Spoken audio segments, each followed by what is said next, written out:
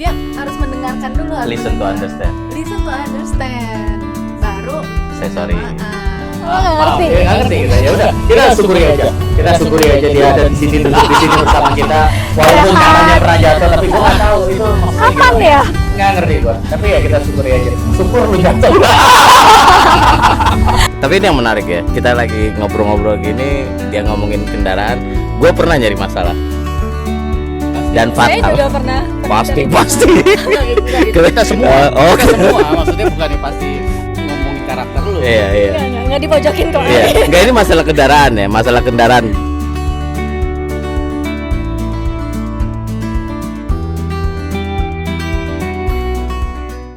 Hai, gue yang kaku. Selamat datang di OTZ. Balik lagi. Balik lagi. Oh, TZ. Masih sama kita tetap dengan 3 generasi yang berbeda. Yes. Kita udah ini jalan tahun keberapa? Keempat ya? Keempat. Ya. Oke, semoga apa yang kita lakukan bermanfaat buat berapapun orangnya ya. Mau bermanfaat buat 2-3 orang, it's okay.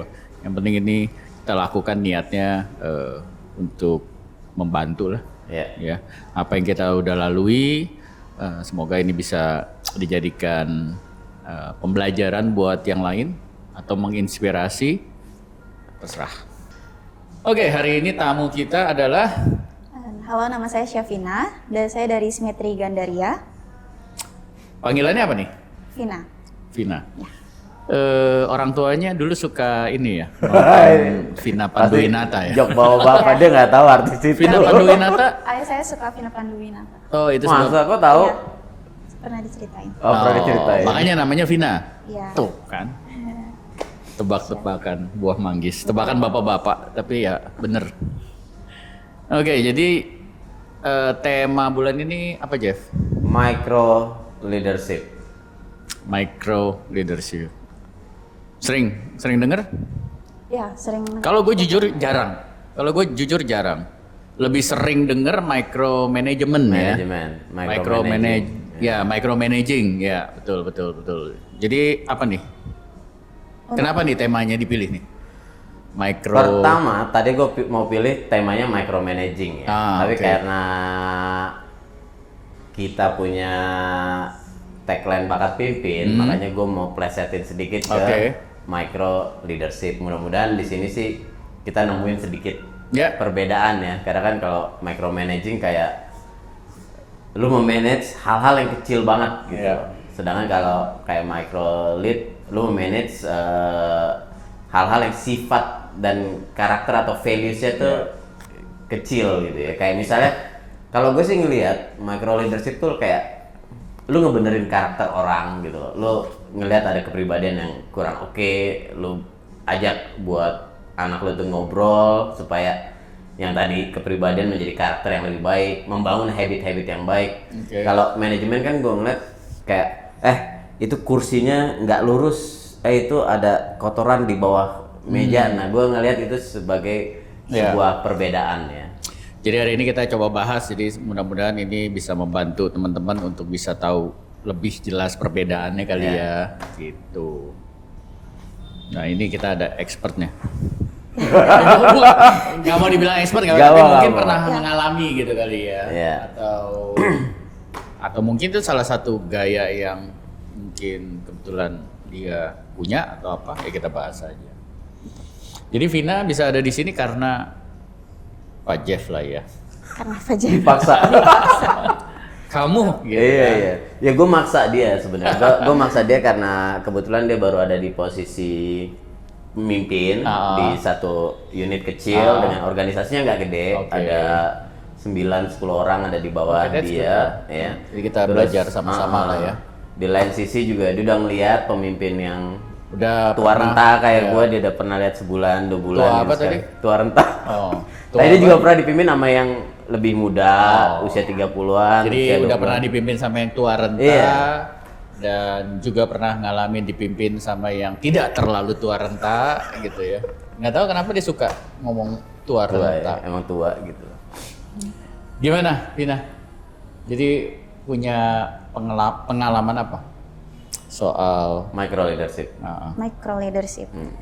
Kalau dari saya sendiri, Saya pernah sebelum di posisi ini kan saya pernah dari divisi servis aja ya Pak. Ya. Mungkin menurut saya dulu saya waktu memimpin servis di awal-awal kepemimpinan saya termasuk yang micromanagementnya. Oh oke, di awal-awal tuh. Iya, karena saya mau tim-tim saya tuh cara kerjanya tuh sama persis kayak saya. Oke, saya maunya kayak gini, Ya. terus jadi kamu. Oke. Sampai akhirnya saya ngeliat kok teman-teman saya tuh kayak robot yang dimana semua tuh kerja berdasarkan suruhan atau perintah Arahan terus. aja gitu. Iya, dia nggak berani ngomong, nggak berani sama sekali nggak berani ambil tindakan. Iya, iya. Ya. Terus itu berlangsung sampai kapan? Sekarang udah mulai berubah nih? Ya, sekarang pelan-pelan saya coba ubah. Oke, kenapa diubah? Karena saya melihat ini adalah hal yang kurang baik. Kurang baik, Iya. oke. Entah untuk diri saya sendiri atau entah untuk teman-teman saya sendiri juga. Iya, oke. Nah kalau yang soal tema kita micro leadership gimana tuh nyambungnya? Micro leadership menurut saya adalah sebuah pendekatan atau program yang difokuskan untuk mengembangkan atau meningkatkan kapasitas kepemimpinan dari tingkat mikro terkecil dalam suatu organisasi. Gue nanya terus takutnya nggak sesuai Enggak benar. daftar pertanyaan. Iya, sesuai sih sesuai. sebenarnya, Masih. Nanti. Nah, menurut Vina hal kecil kalau atau misalnya contoh kecil micro leadership yang Vina terapin ke bilangnya anak-anak atau terapin ke timnya Vina tuh apa, Vin? Yang pertama lebih nge-coaching. Jadi kita Lebih coaching. coaching dan memberikan delegasi yang jelas. Nah, coaching seperti apa yang biasanya dikerjakan? Coaching-coachingnya ini biasanya kita lakukan lebih ke one on one sih Pak. One on one. Ya, Oke. jadi lebih ke antar individunya dan memang dilakukan nggak di umum gitu. Iya. Tidak dilakukan di depan umum gitu. Ya, Ya memang secara pengalaman ya memang proses one on one ini atau proses coaching ini memang membuat kita bisa ngelihat karakteristik seseorang ya, yang kita pimpin.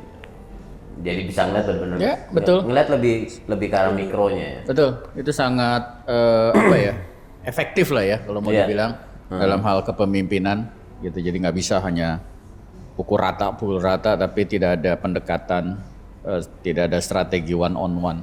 Itu efektif, benar, setuju. Pernah nggak ngalamin di micro leading, di micro leadership? Ada yang pemimpin kamu punya gaya kayak gitu sebelumnya? saat ini saya termasuk lagi ada di posisi micro leading karena saya juga masih dibentuk sama tim development juga. Oh, oke. Ya. Oke. Rasanya gimana? Rasanya lebih ngerasa takut pasti ada sedikit, tapi ya lebih ngerasa aman dan lebih ngerasa pede jadinya Pak. Good point. Wah. Ya itu bagus ya, maksudnya ya poin yang bisa dipelajari dia sadar nih gitu loh. Saat ini sangat sedang dibantu oleh leadernya gitu kan, yang mana dia punya gaya micro leadership gitu. Jadi dan dampaknya ya dia kayak nggak merasa dilempar. Ya udah lu terjun sendirian. Betul. Tapi ada yang ngelit, makanya tadi dia bilang ada rasa apa aman ya. Ya ada rasa. Itu bagus. Tapi pada saat ini ya, kamu bisa bedain nggak antara micro managing sama micro leadership dari versi diri kamu ya, dengan pengalaman kamu selama bekerja ini? Ya, kalau dari micro managing itu sebagai pemimpin kita benar-benar ikut serta dalam setiap detail pekerjaan teman-teman kita, Pak. Tapi kalau di micro leadershipnya ini kita lebih melihat dari jauh, jadi biar teman-teman bisa untuk menyikapinya sendiri dulu, baru nanti kita kasih masukan ataupun inputan. Menarik sih ya. Gue boleh agak meleset dikit nggak nih? Boleh lah. Boleh ya. Tapi menurut kamu tuh micromanaging Ya, itu positif atau negatif sebenarnya? bisa dikatakan positif dan bisa dikatakan negatif. Very good, smart. Ya, tergantung kondisinya Yes, tertentu, Pak. Ya. betul banget. Jadi mungkin untuk beberapa orang yang masih no experience di bidang tersebut, micromanaging ini membantu mereka untuk mengerjakan detail-detail pekerjaan yang harus mereka kerjakan. Pasti mereka juga masih kebingungan sendiri dan nggak tahu harus ngerjain apa. Dan ya dia diberikan rasa aman karena tanggung jawab ini masih dipegang oleh manajernya atau pemimpinnya. Menarik ya. Padahal kita sering dengar kata-kata micromanagement, toxic, micromanagement, toxic. Pernah dengar nggak lo? Ya itu karena ngambilnya sepotong-sepotong, ya kan. Jadi wah ini terlalu diatur segalanya gitu kan. Ya memang kalau melihat dari sudut pandang negatifnya ya bisa ambil kesimpulan seperti itu, tapi kan poinnya dia benar banget, tergantung situasi dan kondisi. Betul. Ya. Jadi ya sama lah kayak istilah hidup itu mengalir. Ya kan banyak yang gue mengalir aja, tapi pemahaman yang sebenarnya jadi keliru karena dalam segala hal dipakai konsep tersebut ya salah. Gitu kan. Mengalir itu kan pasti maksudnya ya kalau emang ini yang diterima, yang didapat ya sudah, kita bersyukur gitu kan. Ada 5 perusahaan kita apply, dapatnya 1, ya bersyukur, ya udah ambil dulu gitu kan. Tapi kalau yang salah itu kan terkesan nggak ada usahanya. Apapun terima ikutin aja, tapi nggak ada effort untuk berusaha, itu jadi salah. And by the way ya Vin ya, ngomongin masalah micro leadership ini kan, ketika kita coaching tuh, kita menghadapi orang dengan karakter-karakter yang berbeda ya, yang punya nilai itu tiap orang tuh beda-beda. Nah, dari pengalaman kamu, bagaimana kamu menyingkapi hal tersebut? Ya kalau bisa dibilang sekarang kamu di tim kamu ada 9 orang gitu lah. 9 orang itu kan pasti nggak ada yang sama tuh karakternya, pasti beda-beda. Nah, semua itu. Orang semua, kecil-kecil lagi 5 tahun, 6 tahun. Nggak, anaknya muda-muda. Abuse. Iya. Child abuse. Gimana kamu tuh nyingkapin orang dengan karakter yang beda-beda, apalagi juga masih muda-muda banget? Yang paling pertama betul karena mereka masih muda, agak-agak keras kepala pastinya. Jadi memang harus pendekatannya secara pelan-pelan, Pak. Oke. Secara pelan-pelan. Muda ini maksudnya secara usia atau pengalaman? Dua-duanya. Oke. Jadi banyak, kebetulan di tim saya juga banyak yang masih baru experience-nya di sini. Baru pertama kali kerja gitu ya. Betul. Setahun 2 tahun. Oke. Jadi memang pendekatannya lebih kita sesuaikan dengan karakternya juga, Pak. Oh, jadi keras kepala tuh bukan orang tua aja ya? Bukan, bahkan anak-anak muda sekarang kayaknya lebih keras kepala. Seluruh inilah ya, mau yang umurnya udah banyak, seluruh generasi kecil, ya kan. Nah, pertanyaan berikutnya nih, Vin. Apakah bisa kita berkembang kalau kita kena micro leadership tuh? Bisa pasti, karena ketika kita ada di posisi micro leadership yang tadi udah pernah saya mention juga, kita lebih ngerasa aman karena ada coaching atau mentor yang selalu bisa ngingetin kita atau bantu kita mengupgrade skill kita, sehingga kita bisa lebih mempunyai kemampuan dalam memimpin di tim kita itu sendiri. Nah, bagus, sekali lagi ya, satu pertanyaan lagi ya. Boleh. Dia bingung nih pertanyaan berikutnya nih. Nih, kamu sebagai pemimpin sekarang nih yang lagi sedang melakukan micro leadership nih. Dengan tim kamu yang ada sekarang ya, kamu lihat tim kamu yang ada sekarang, kira-kira sampai kapan kamu akan melakukan micro leadership ke mereka? Sampai mereka bisa untuk dilepas, Pak. Oke. Maksudnya dilepas nih apa? Mereka lebih berani untuk ambil keputusan sendiri. Decision making ya. Ya.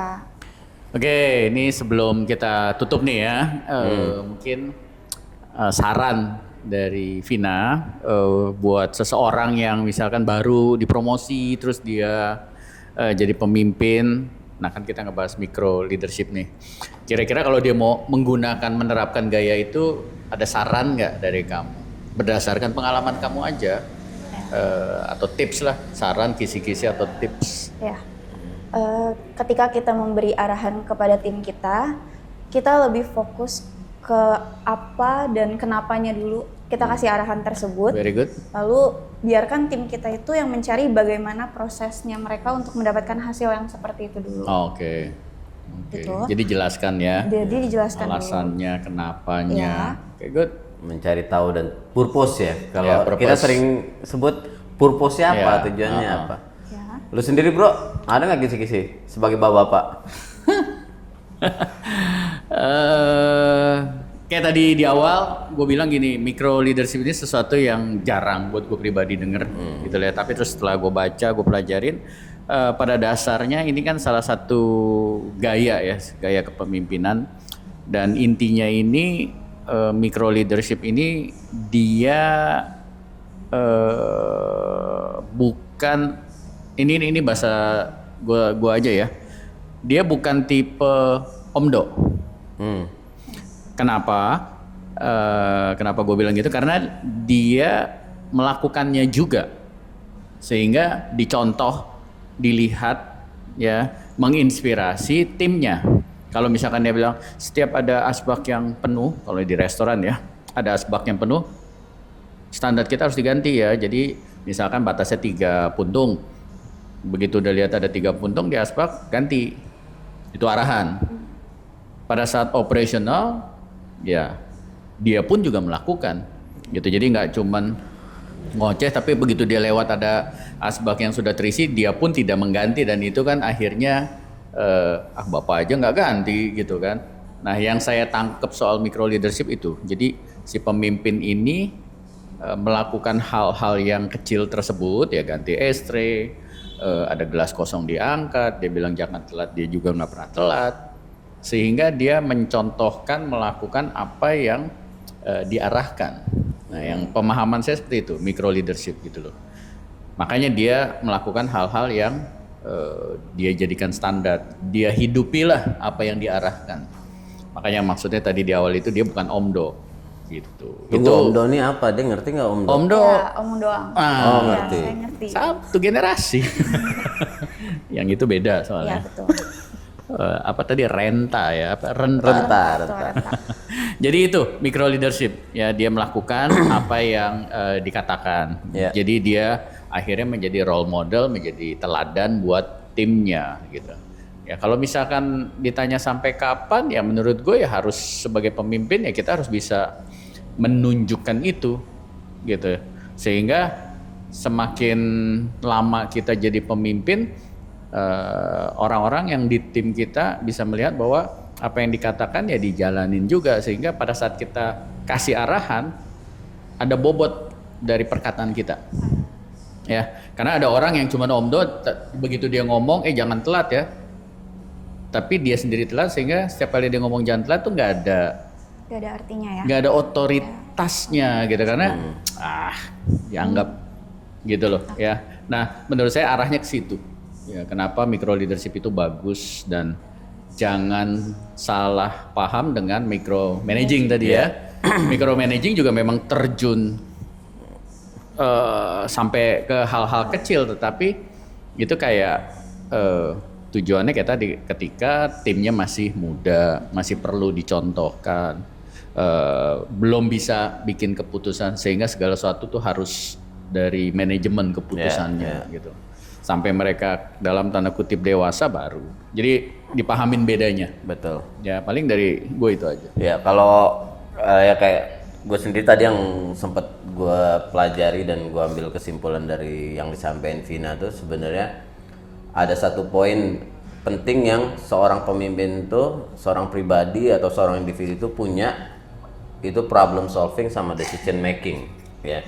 Nah, melatih decision making ini, pertama orang tersebut kan harus merasa ada di posisi yang aman ya. Jadi makanya yang gue tangkap tadi tuh salah satu kisi-kisi yang lumayan penting banget yang sempat Vina sampein itu ya, memberikan rasa aman untuk orang tuh lu mengambil keputusan. Tapi dan sebelum mengambil keputusan dikasih tahu dulu purpose-nya apa. Ya, ditambah ya tadi Pak Dani bilang, lu harus ngerjain dulu sebelum orang lain ngerjain, jadi nggak terkesan cuma teori-teori atau cuma ngomong aja. Setuju? Setuju. Oke, mudah-mudahan itu bermanfaat. Micro leadership sebuah gaya kepemimpinan. Ya, mau diterapkan silahkan, atau masing-masing punya gaya yang lain juga silahkan. Oke?